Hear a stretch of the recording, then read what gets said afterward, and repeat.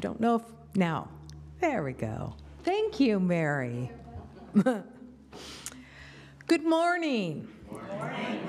And welcome to East Rose Fellowship Unitarian Universalist. Everyone online and also here in the chapel.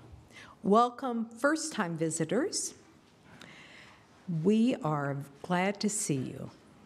I'm the Reverend Suzie Matranga-Watson, and I am your worship leader.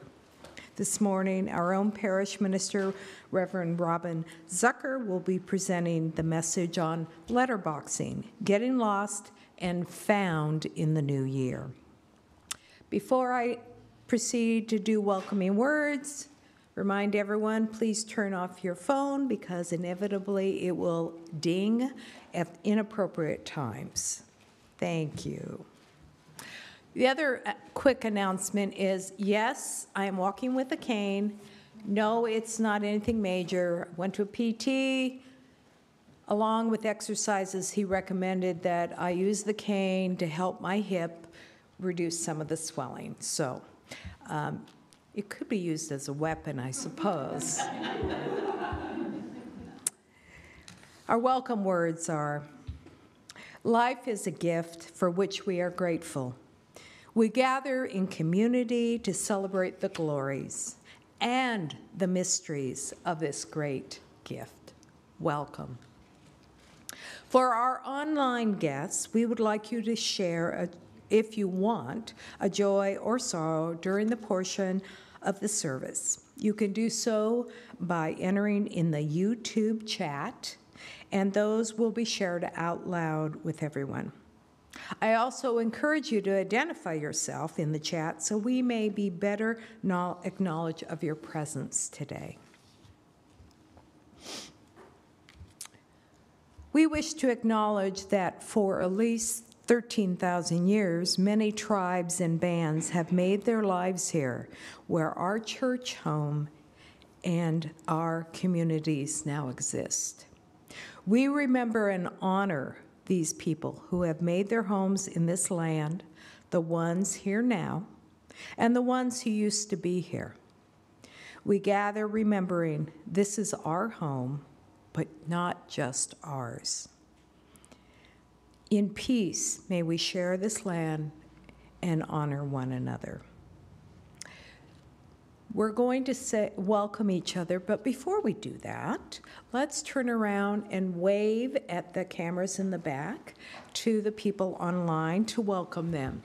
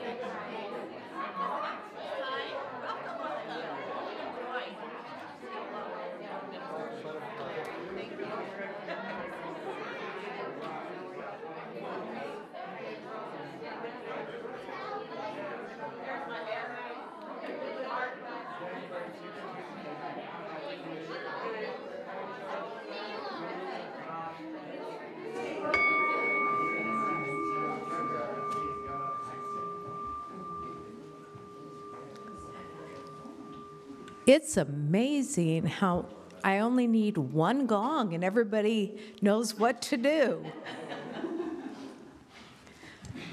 Our call to worship words are from David Wyatt. Start, close in. Start, close in. Don't take the second step or the third.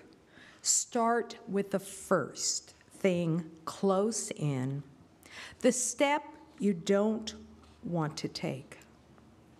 Start with the ground, you know, the pale ground beneath your feet, your own way of starting the conversation. Start with your own question. Give up on other people's questions.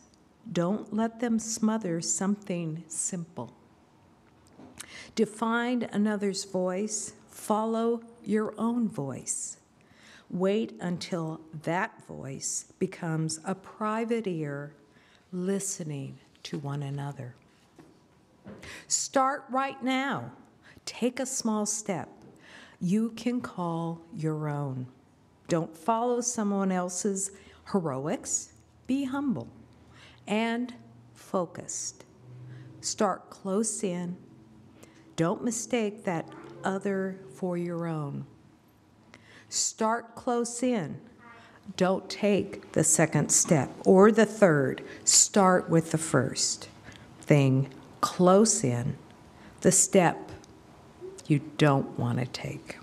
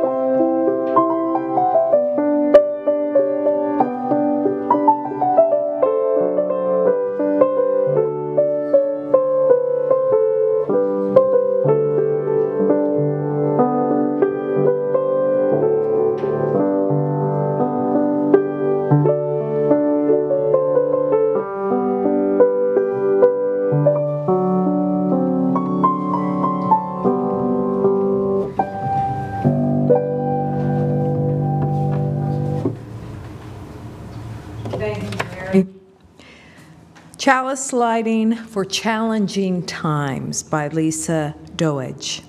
Why a flaming chalice? The question comes. It's the cup of life, we answer. A cup of blessing overflowing. A cup of water to quench our spirit's thirst. A cup of wine for celebration and dedication. The flame of truth, the fire of purification, oil for anointing, healing. Out of our chaos, fear, and horror, thus was the symbol crafted a generation ago. So may it be for us in these days of uncertainty, sorrow, and rage, and a light to warm our souls and guide us home.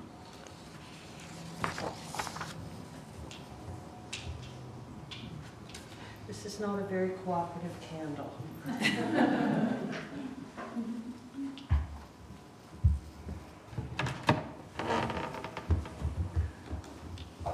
going to get it. There. Oh, okay. Chalice lighting at difficult times. Good morning, everybody. Nice to see you all, and Happy New Year. Our opening words today are by Thomas Rhodes, Walking the Crooked Path. Holy Spirit of life and love, you who are the source and ultimate destiny, lead us this day on a crooked path. So often we are in such a hurry, taking the direct route to our goal, not allowing ourselves to be distracted, sometimes being too direct with one another, in all that we seek to do, to be, and to have. But we can see that no river takes a direct path to the sea. Your trees and bushes sprout crooked limbs, your birds, beasts, and insects meander in their search for food, shelter, or a mate. We lose so much when we take the direct route. The interstate, which bypasses the quaint township, the arrow that misses the mark, the chance to stop and say hello, and how are you? And really listen for the reply. So lead us this day on a crooked path, past wandering streams and crooked trees, following our heart's desire, not just duty's demand, for the crooked path will always lead you home. Our first hymn is number 301 in the gray hymnal, Touch the Earth, Reach the Sky. The words will also be on the screen. Please rise as you're willing and able.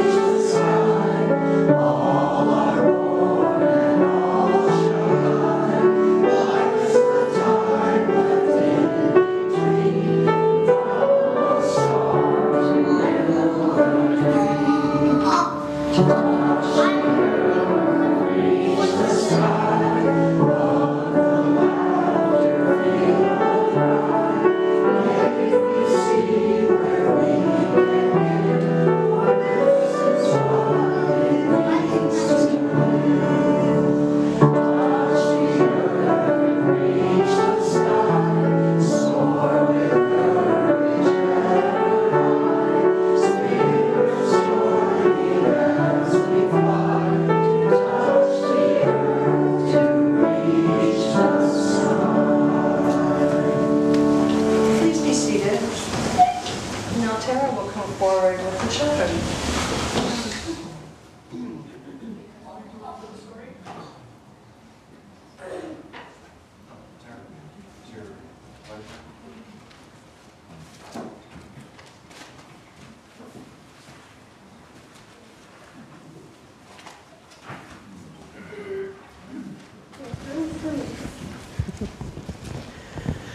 Okay, so today's story is Finding Wild by Megan Wagner-Lloyd with pictures by Abigail Halpin.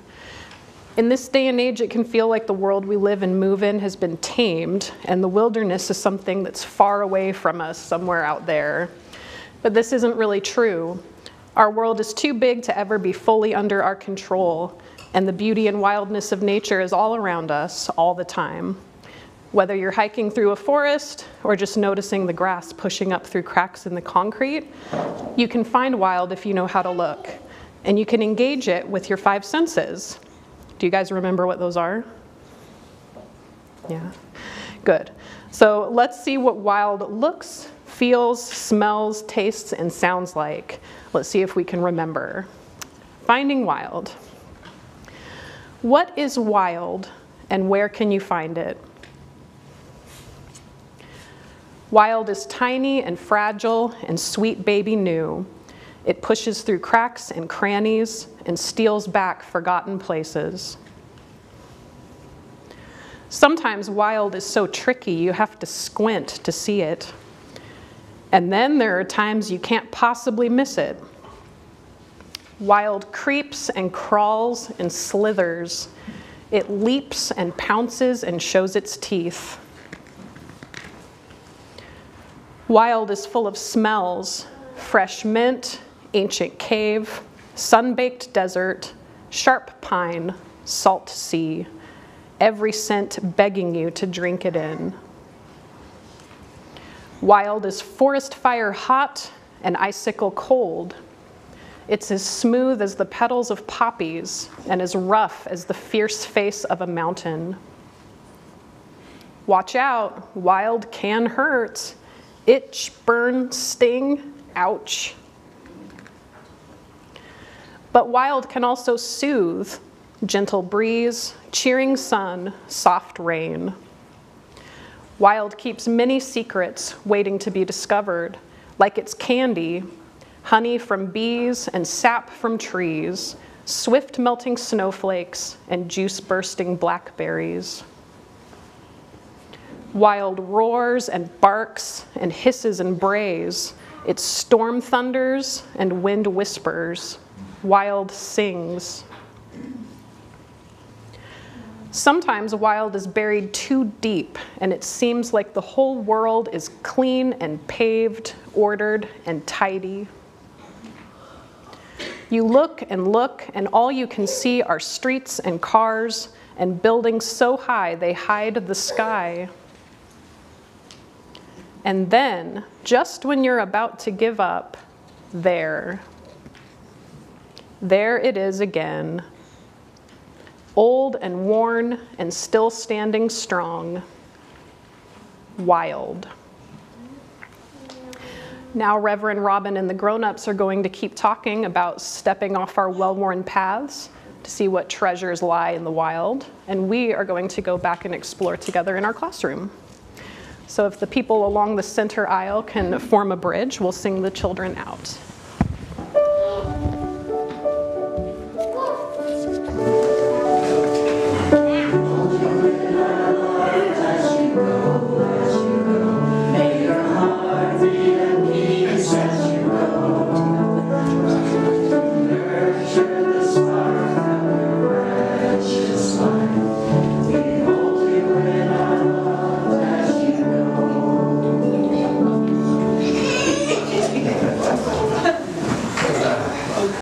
I'm going to invite you now to put your feet on the floor and uncross your arms, and maybe put your hands like just on your lap, lightly close your eyes, and take a really deep cleansing breath.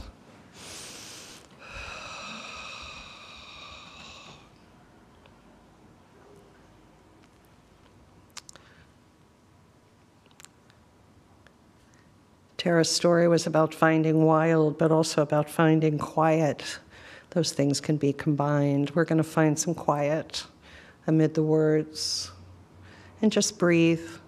4 beats in slowly through your nose, 5 or 6 beats out slowly through your mouth, seeing how much spaciousness you can create in your mind, in your heart, in your body and spirit. Starting with the crown of your head and moving through your body to the soles of your feet. No high thinking, no problem solving, no doing it right or wrong, just the breath and you in the moment. So we're just going to breathe together for a while. 4 beats in through your nose, 5 or 6 beats out through your mouth.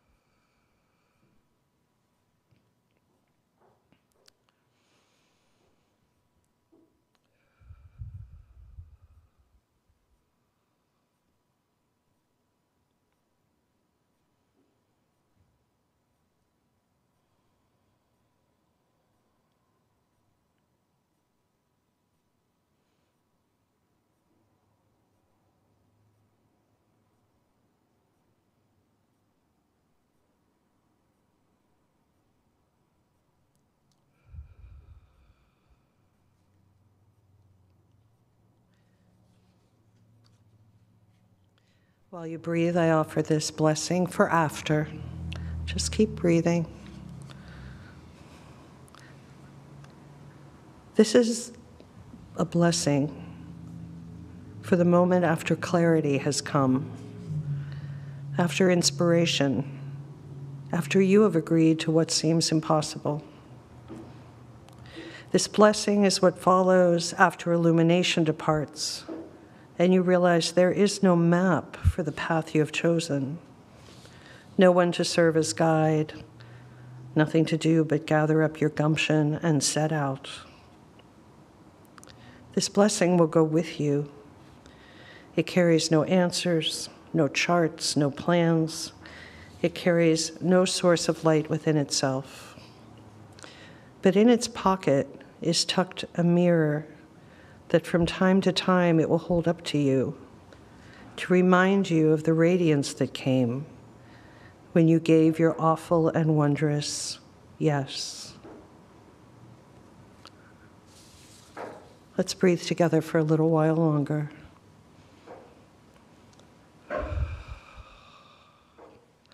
Release tension in your body, in your face. Stop and feel.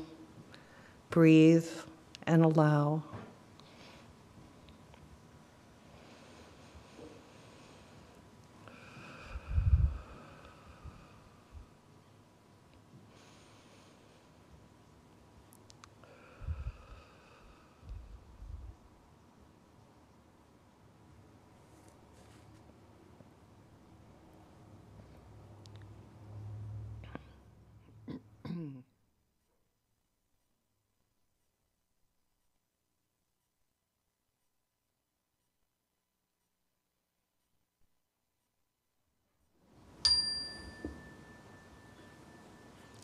Let yourself slowly come back to this space, maybe with a few final breaths, and open your eyes.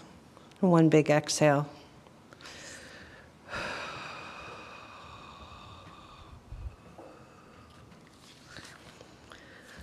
Our quiet song is number 391, Voice, Still and Small. We will sing it one time through, seated.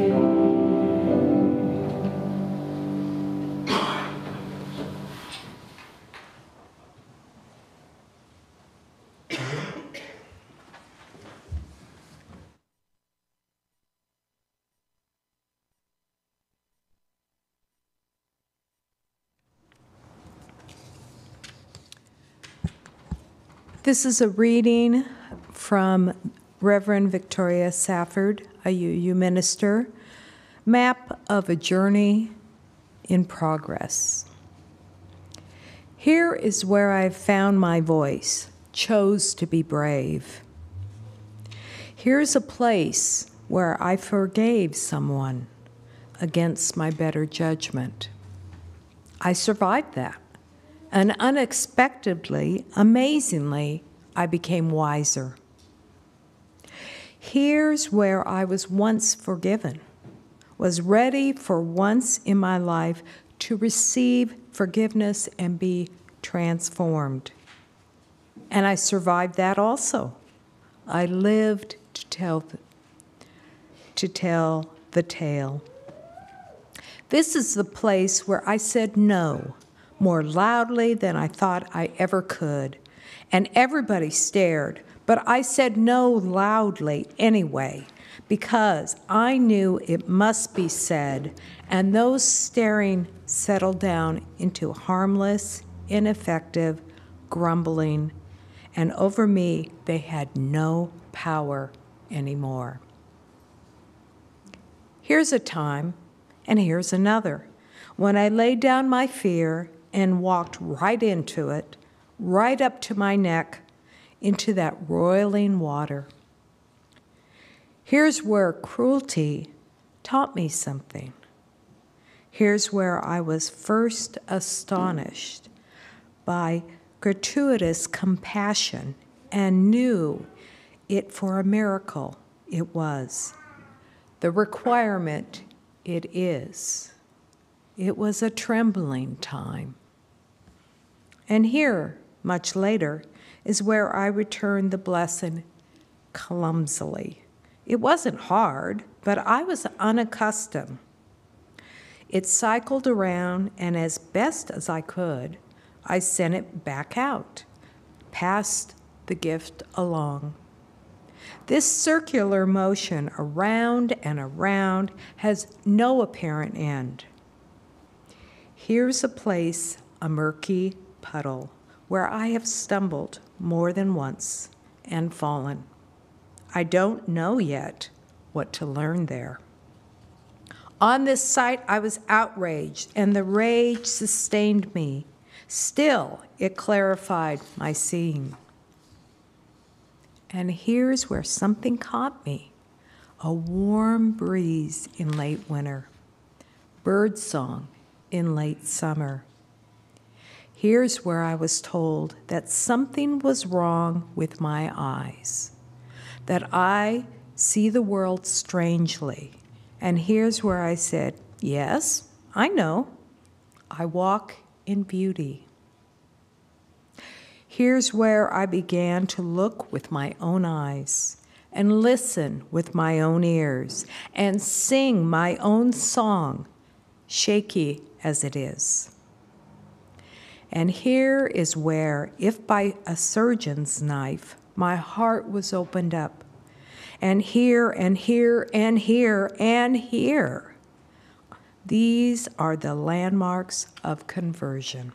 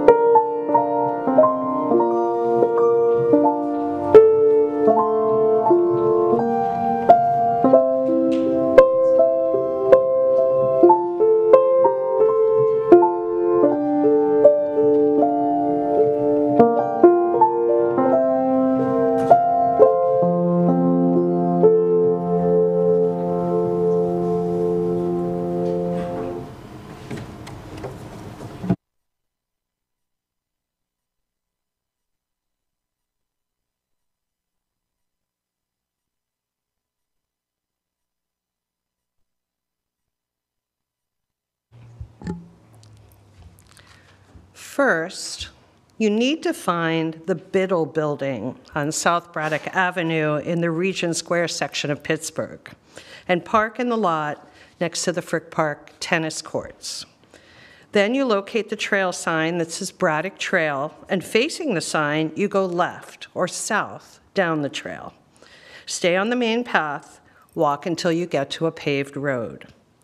Cross the road and continue on the path. Follow for about 100 yards from the road around a sharp bend in the trail, and there's a drainage pipe sticking out of the rocks below the right side of the trail. A little further up the trail, on the left side of the path, you will find a double tree with gnarled roots. With your feet standing on the path, put your back to the double tree and walk 20 paces into the woods. Look for the tall, solo standing tree on the edge of a hill, and on the back side of the tree, look down, and you will find what you seek. These are the clues, exactly, for the East Ridge letterbox, placed in Frick Park on May 4th, 2005, by someone who calls herself Pink Cat. The box is actually a sealed Tupperware container, and inside is a Ziploc freezer bag holding a small journal, several writing implements, a stamp of a sassy cat face, and a stamp pad with shocking pink ink. No surprise there, Pink Cat. I recall my kind of goofy joy in finding my very first letterbox that day in the fall of 2012. I laid my jacket on the ground, and I sat down on it cross-legged next to the tree, and I took out my little stamp, which is of a bird house, not surprisingly also, and I stamped my little letterboxing journal with her cat stamp, noted where I found the box, and some personal reflections on the day and experience. Then I lifted the journal out of the bag and was moved to read the many touching entries dating back to 2005. Some funny, some poignant, some lonely, some zesty, some simple and sweet. So I stamped my book with her stamp, and I stamped her book with my stamp. So it was a relationship in a way, an exchange. The stamps that accompanied the entries were equally diverse and quirky. Alter egos or symbols of the person we perceive ourselves to be, the one we'd like to show the world, or the one we don't show or won't show the world. Who knows what these individuals can or will share about themselves in plain sight, because that is so much harder to do. So I wrote my own entry in the book, stamped it with my stamp, and placed it back in its hiding place. Now, the East Ridge box is one of more than 100 boxes in southwestern Pennsylvania alone, and according to Letterboxing USA's website, which I looked at this week, there are 55 letterboxes in Oregon. Among them, Daughters of the Nile and Boss Hog in Clackamas County, High Lakes Mystery in Deschutes County, and one especially intriguing one in Multnomah called Where the Fun Ends. And according to the clues, there's a houseboat and an elf involved. I'm intrigued. Now, maybe we'll get a gang together and we'll go searching when the weather warms up. I'm game. Throughout the world, and especially in Dartmoor, England, there are virtually thousands of letterboxers heading into the woods and onto the moors, into the desert and up mountainsides, clues in hands, journals and stamps and pens in tow, orienting their way towards these treasures. One thing I love about this hobby, which dates back to the 1850s, is that the boxes are hidden or planted in letterbox jargon. They're not buried, and that's an important distinction. You have to work to find them, but the process doesn't exhaust you. The pursuit is not meant to frustrate you or make you feel stupid or small. No wonder I saw a sermon here. Like so much in our human lives, what we seek can be hidden or at least obscured by branches or fear or rock piles of regret, twists in the road we had not expected, or fuzzy self-awareness. and especially in early January, where we are right now during the annual Resolution Palooza, as I like to call it, too many unrealistic expectations, or what one of my witty and wise colleagues, reportedly Dave Maynard actually, called premeditated resentments. I asked him about that when I met him, and he said, yeah, I think I did use that line in a sermon once. Expectations are premeditated resentments. As a result, we can get even more lost when we yearn to be found, and we can make ourselves feel small and stupid in the process. The productive spiritual practice of getting lost asks us to take risks, to meander off the beaten path, to continue, in the poetic parlance of Maya Angelou.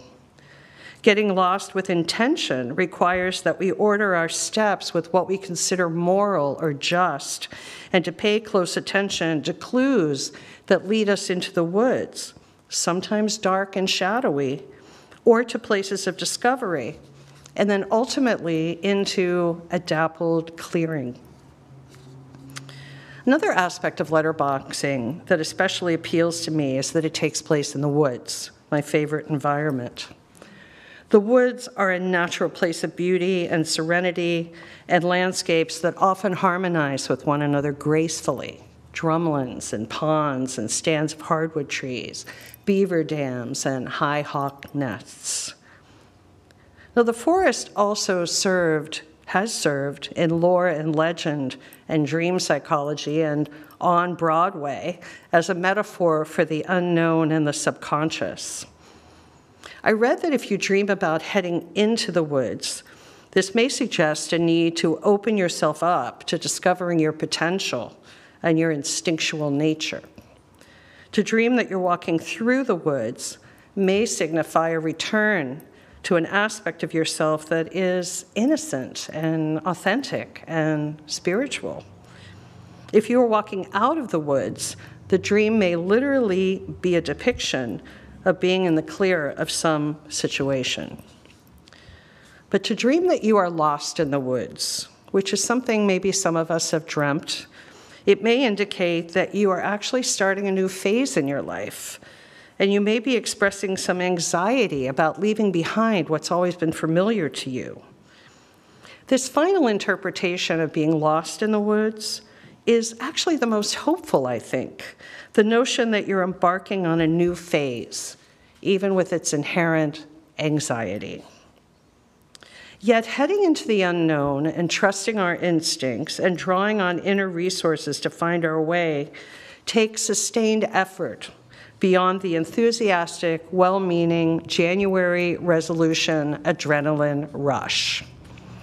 This becomes all too apparent when we find ourselves not slightly off trail, but painfully lost in the glades by March. And sometimes we have like a Peloton that now has laundry hanging from it. The Hindu poet Srimad Bhagavatam alludes to this in a poem he wrote called Lost in the Forest of the World.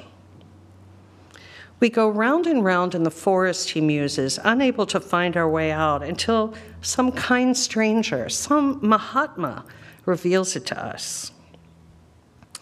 As I've often preached in my career, I'm here as a fellow traveler, not as a Mahatma, not a guru, but as your minister, to kind of shine a flashlight on the path in the woods so that my companions don't trip quite so much.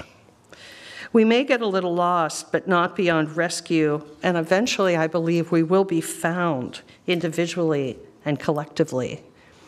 And, as Bhagavatam reminds us, may we each carry a lamp into dark places, for we too have been lonely and without a light. I suspect many of us have experienced hard times when we literally could not see the forest for the trees. The pandemic was such a time for many of us. We've gotten lost in isolation or addictions or distractions or our own narcissistic bubbles. Perhaps we've lost our way in long-standing embedded beliefs about who we are supposed to be or how life is supposed to go. Or we may cling to ideologies that actually alienate us from other people. And we find ourselves deeper into the woods, so far off the trail we cannot find a blaze or a clue that could get us oriented again back to our true north. Addictions and self-absorption and meanness and rigidity and emotional disconnection, they are all clues that we have in fact gone off course and attention needs to be paid. Too often, the way we deal with the recognition that we are lost and attention must be paid is through making those well-intentioned New Year's resolutions. I had considered calling this January 7th sermon, Deeper, Not Different, because it is nearly impossible to become a completely different person, no matter what we resolve. There are no personality or temperament transplants that I know of. Sometimes we get lost in the belief that if we will wake up different because we do Pilates every day, or stop eating bread, the cruelest one of all, or that we will start drinking mushroom coffee. Now, better health habits, kinder behavior, safer housing, more money, or a new partner can definitely improve our circumstances and relieve pressure. Yet, in the light of day, we are still us. Other times we can get lost in the idea that volunteering 4 hours per week or focusing more on our important relationships will magically expunge our flaws and make us virtuous. These actions can and do deepen us, for sure. And if we set off into the woods to be deepened, not different, then we are more likely to get found in authentic and lasting ways. To be clear, I am all for resolving to go deeper in the manner I just described. However, I'd recommend that we frame that list as intentions and explore ways you feel lost now and where you'd like to be found in 2024, not just geographically, but in mind, in body, in spirit, and in heart.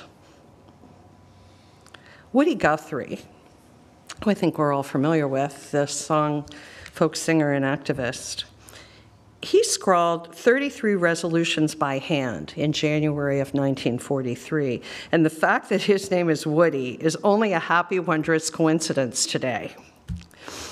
He calls them rulins, R-U-L-I-N-S, and they cover the gamut from the reasonably doable to the ambitious. And our own list might even include some of Guthrie's intentions. It starts with practical items and then morphs into the personal. 1, work more and better. Number 8, write a song a day. Number 9, shave and wear clean clothes. Look good.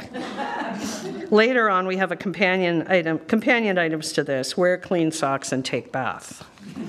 14, listen to the radio a lot. Remember, this was 1943. 15, learn people better. 17, don't get lonesome. 19, keep hope machine running. 27, help win war, beat fascism.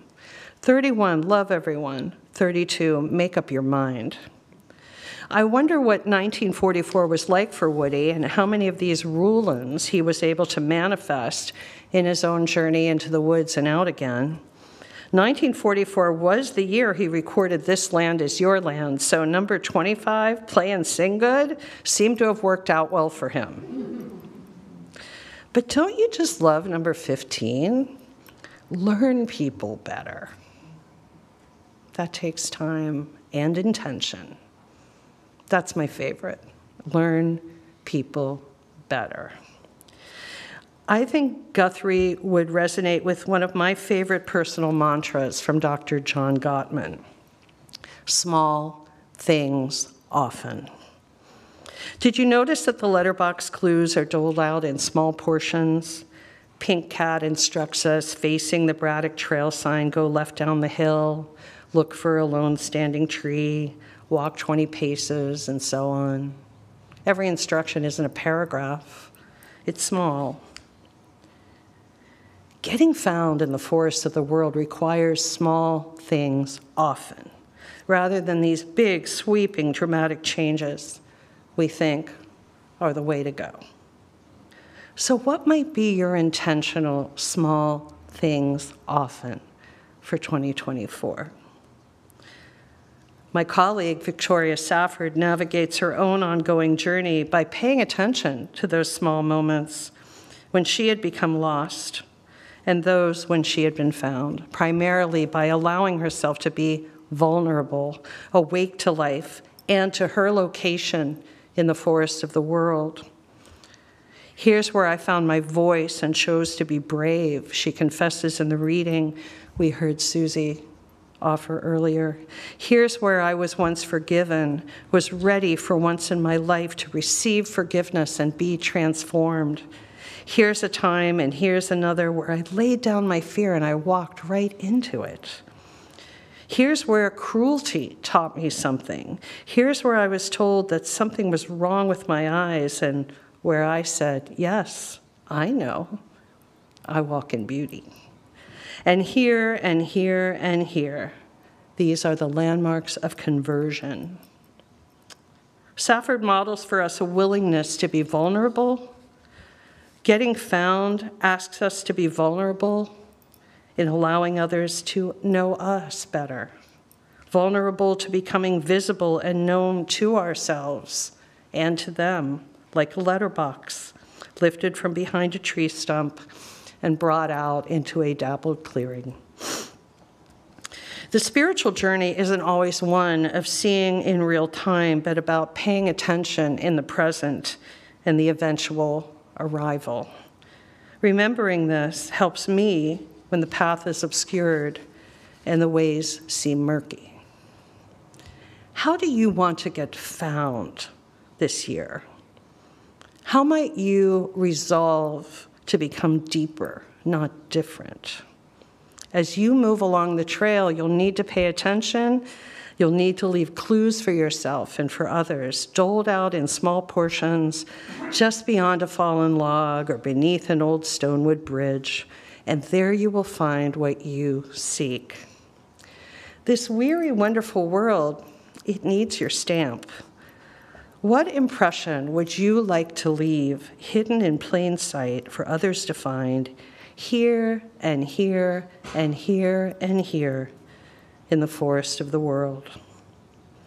Blessed be, blessed we. May we go boldly together, and amen. Our final hymn is a favorite. It's number 1064 in the Teal Hymnal, Blue Boat Home. Please rise as you are able.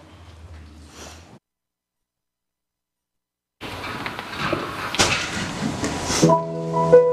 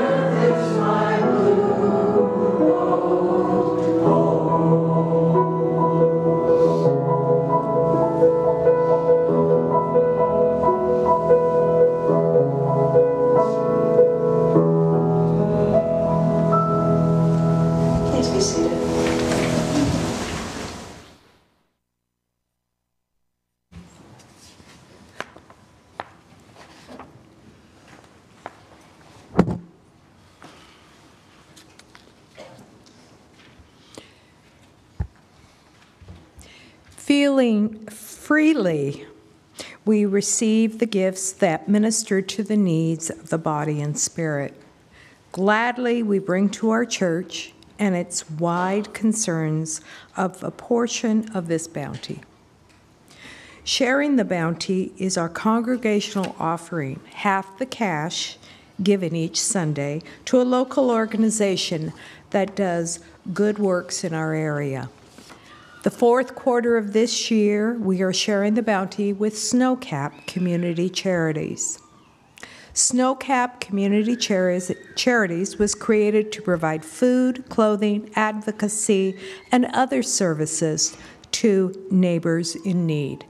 East Rose was one of the organizations that helped start Snowcap. They change lives with the vital services they provide on a daily basis. You can see how to help out Snowcap by reading this week's petals. If you are a first-time visitor, please let the basket pass. You are our guest today. We now gratefully receive the gifts of this congregation.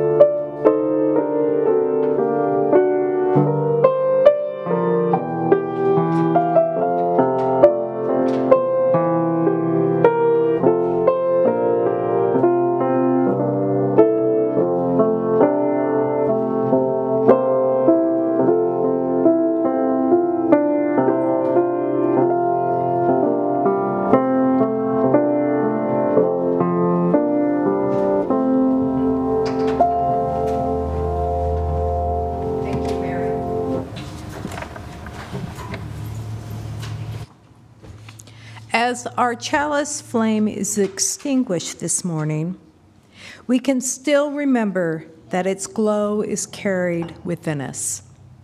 We can still use our inner lights and this flame to kindle new sparks throughout our lives and in the world. May the spirit of peace and togetherness bless our lives.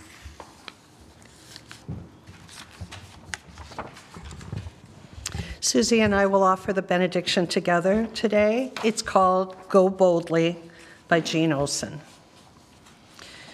May you be brave enough to expose your aching woundedness and reveal your vulnerability. May you speak your deepest truths, knowing that they will change as you do.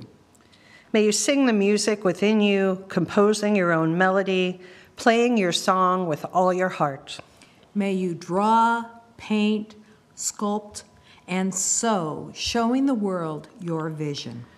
May you write letters, poetry, biography, slogans, graffiti, the great novel, laying bare your words to love and hate. May you love even though your heart breaks again and again. And until the end of your days, may your life be filled with possibilities and courage. Amen. Amen, and blessed be.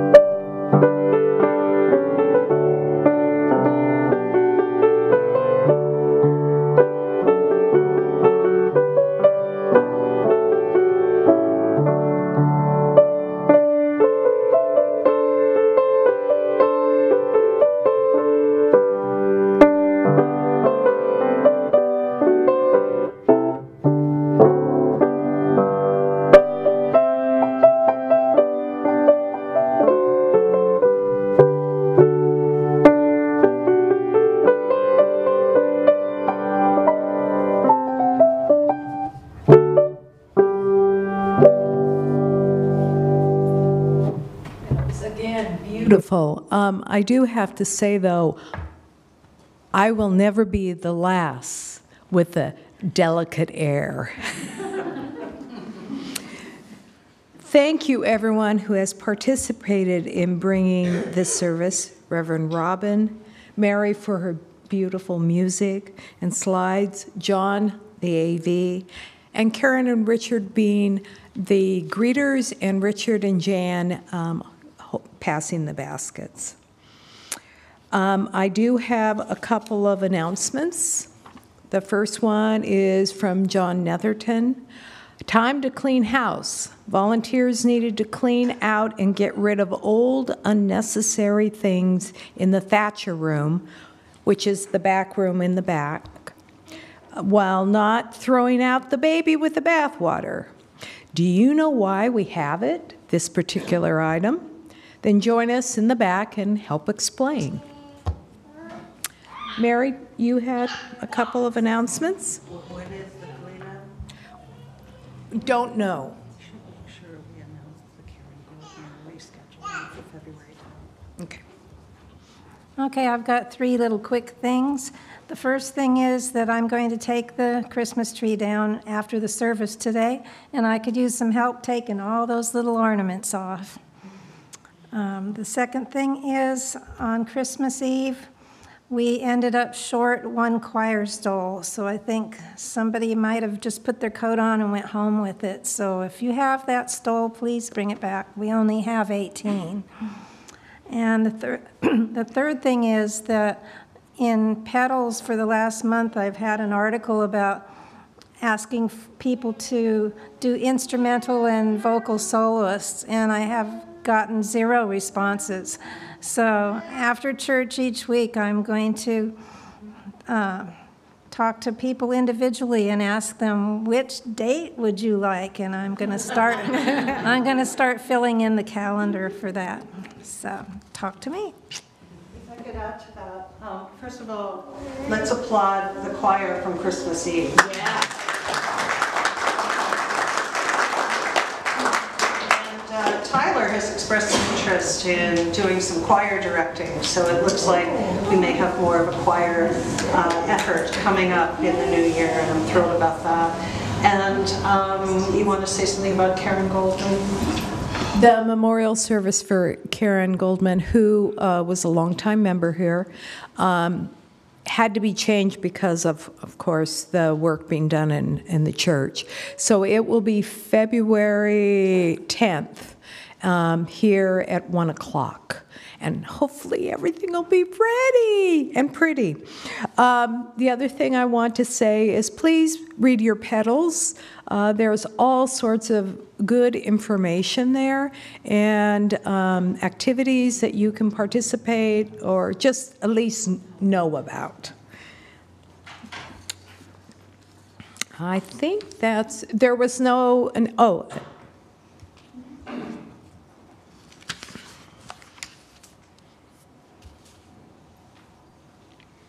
I've been quiet for too long.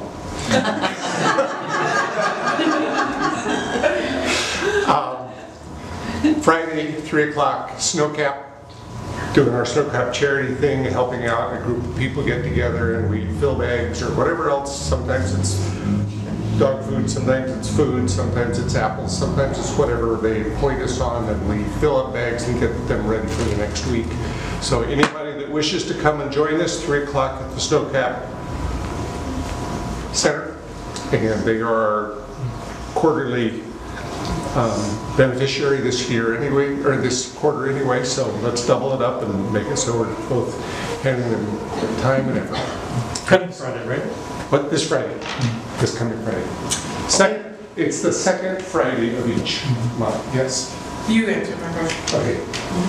And also, if I could say, we're also continuing to accept donations for the care bags. I've been keeping the things in my office, and we will designate a date where we will put these together.